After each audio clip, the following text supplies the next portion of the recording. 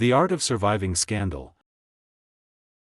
How Donald Trump turned exposure into impunity. The trouble with scandals in modern American politics is not that they erupt.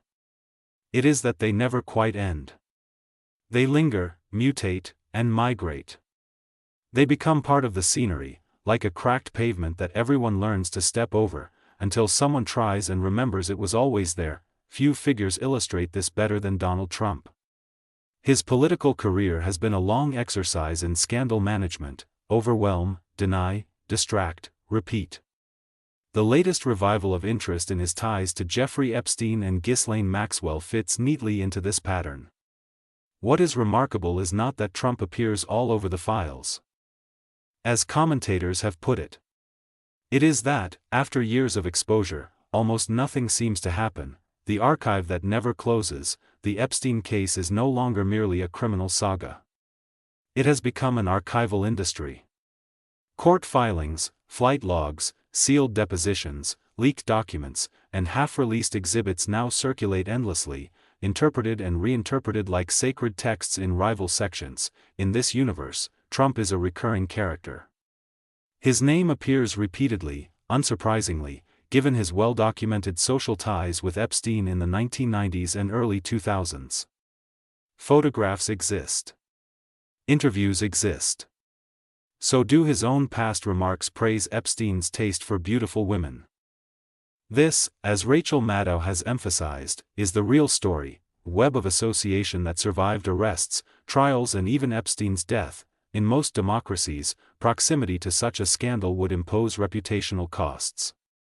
In Trump's ecosystem, it appears to function as proof of durability. From denial to confession, occasionally, however, the machinery falters.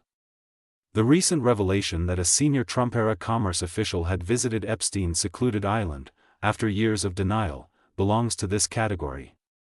What began as evasiveness ended as confession, complete with a clumsy attempt to recast the visit as part of a blackmail plot. The episode was reported with forensic relish by Ari Melber. But its significance lies less in the individual than in the pattern. For years, Trump world figures have followed a script: deny first, minimize second, reinterpret third, and, if necessary, concede partially when documents become unavoidable. Truth is not so much revealed as negotiated. The result is a politics in which credibility is endlessly adjustable. Lies are not fatal, they are merely provisional. The Fifth Amendment coincidence. Even more curious is the parallel silence of Epstein and Maxwell when questioned directly about Trump. 16 years apart, both invoked the Fifth Amendment. Legally, this is unremarkable. Prudence dictates silence when liability looms. Politically, however, the coincidence has become combustible. To critics, it suggests buried knowledge. To supporters, it proves nothing.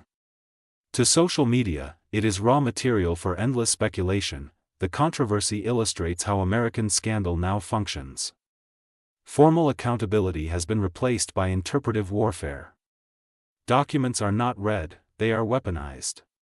Silence is not a legal right, it is evidence, depending on who is watching. With Epstein dead, Maxwell imprisoned and millions of pages still sealed, the archive remains tantalizingly incomplete. Transparency is demanded with great passion, and there is almost no expectation that it will arrive. Normalizing the abnormal. Why does none of this stick? Part of the answer lies in Trump's strategic genius. He has normalized abnormality. When every week brings a new outrage, yesterday's scandal depreciates rapidly. Epstein becomes one entry in a long catalog, competing with indictments, insurrections, bankruptcies, and investigations. Another reason is institutional fatigue. Prosecutors, regulators, and journalists operate under finite resources. The Epstein files are vast, complex, and politically radioactive. Pursuing every lead is costly. Ignoring them is easier. Most importantly, Trump has redefined innocence. It no longer means being free from suspicion. It means having enough loyalists to outshout it, from bedrooms to barracks. Yet the Epstein affair is only one strand of a larger story, the consolidation of impunity. Consider Trump's renewed push for a nationwide network of immigrant detention camps, what critics call immigrant prison camps. Here, too, the strategy is blunt. Centralize power. Outsource responsibility. Deter dissent. The project has met growing resistance from local communities and civil society groups. Towns that once courted federal investment now balk at becoming custodians of mass detention. Maddow says major law firms, once intimidated by Trump's threats, now have an opportunity to redeem themselves by opposing these schemes. In 2025, many organizations chose caution over ambition.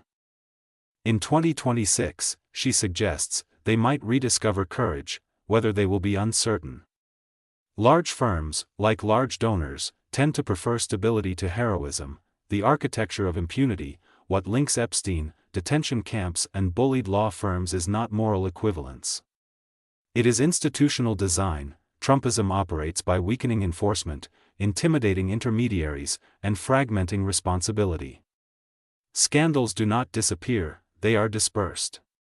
Accountability is not abolished, it is delayed, diluted, and delegated. In this system, files accumulate but remain sealed, testimonies exist but remain ambiguous, lawsuits are filed but settle quietly, investigations open.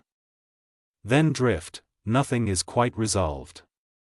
Everything is survivable. The result is what might be called procedural corrosion, the slow erosion of the expectation that wrongdoing will lead to consequences, the politics of permanent suspicion. Ironically, this architecture benefits both Trump and his fiercest critics. Supporters dismiss every allegation as political. Opponents treat every rumor as confirmation. Each side lives inside a closed evidentiary loop. The Epstein material, instead of clarifying history, has become another arena of tribal combat. Transparency is demanded not to settle facts, but to vindicate identities. This is convenient for the central figure. As long as the debate remains polarized, no consensus emerges. And without consensus, institutions hesitate. A republic of unfinished stories, America today resembles a country with permanent mid-investigation.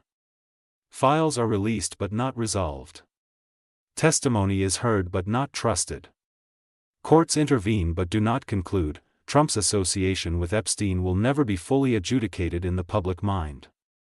Too many documents remain hidden. Too many witnesses are silent.